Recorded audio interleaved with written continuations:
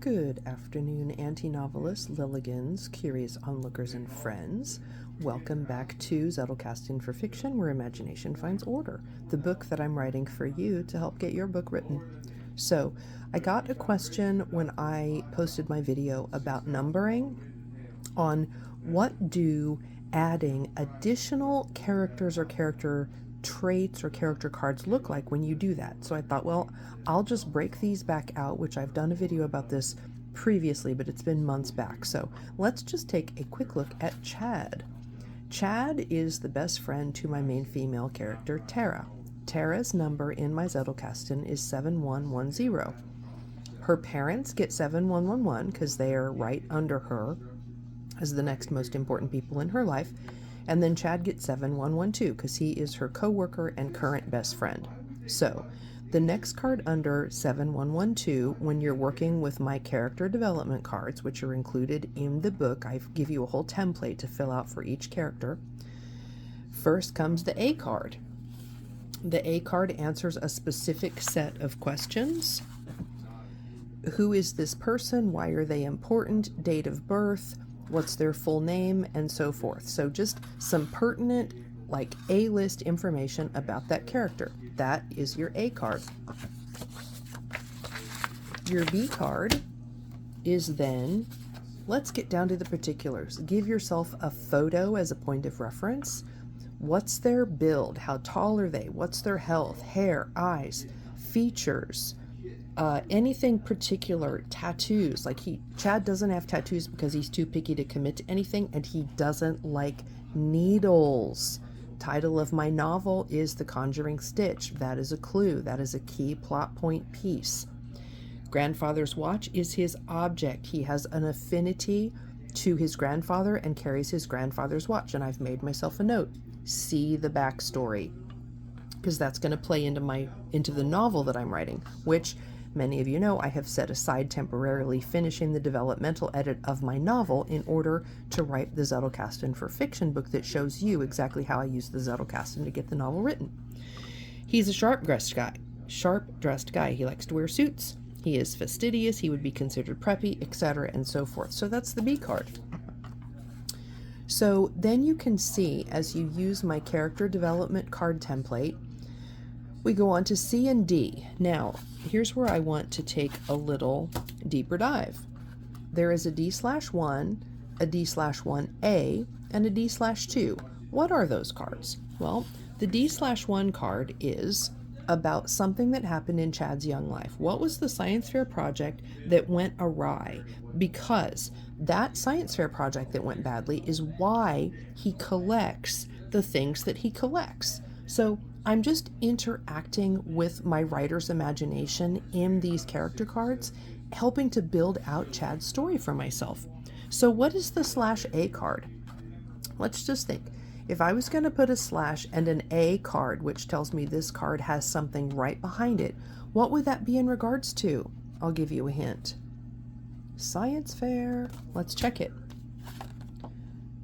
7112D/1/A tells me the science fair fail was the reason he did not go into a career in the sciences. And then I have a note to myself.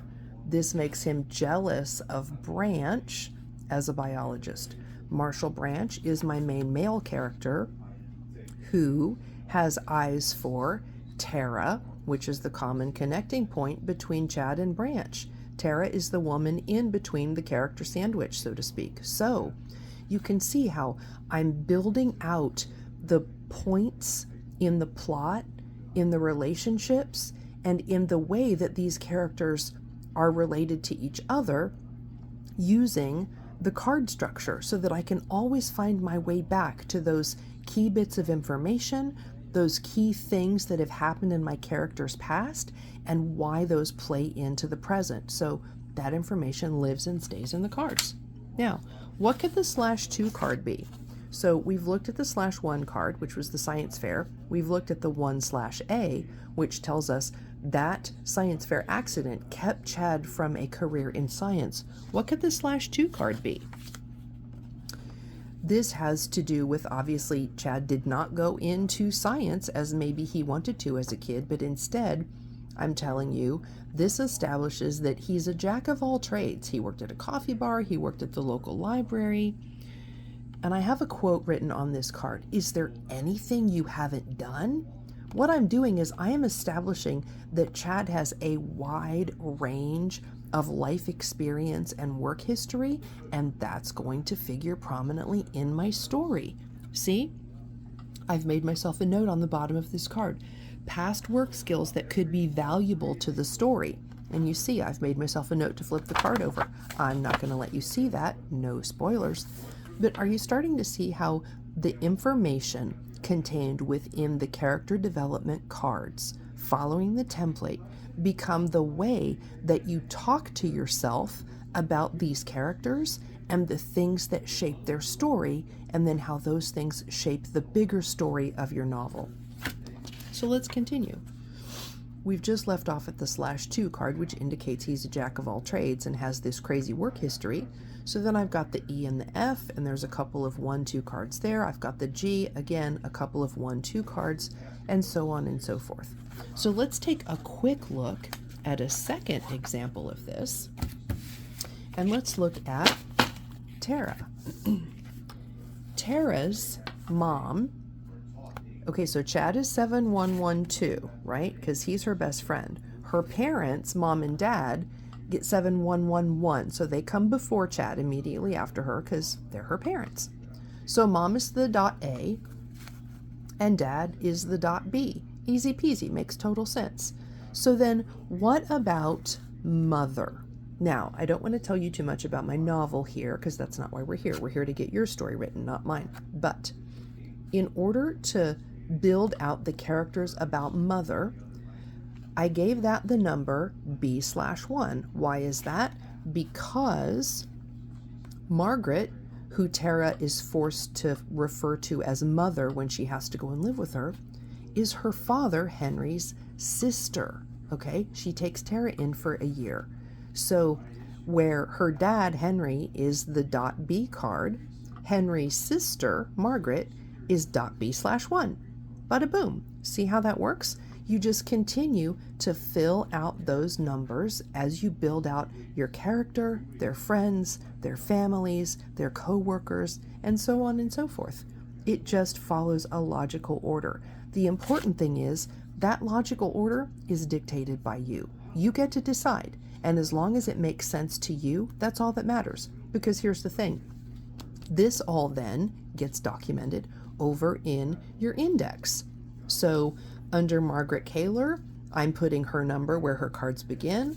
Under Henry, Tara's dad, again, he gets his number.